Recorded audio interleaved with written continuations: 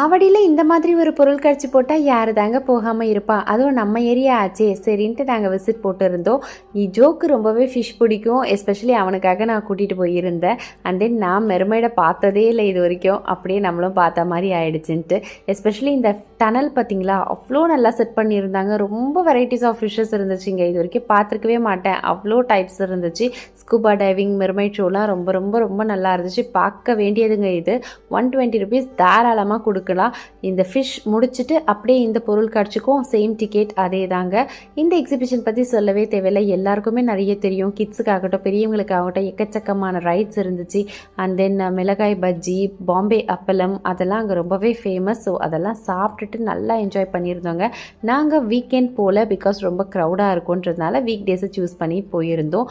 Slippers and earrings கலெக்ஷன்லாம் ரொம்பவே நல்லா இருந்துச்சு. நீங்கள் ஆவடி பக்கம் இருந்தீங்கன்னா கண்டிப்பாக விசிட் பண்ணுங்கள்.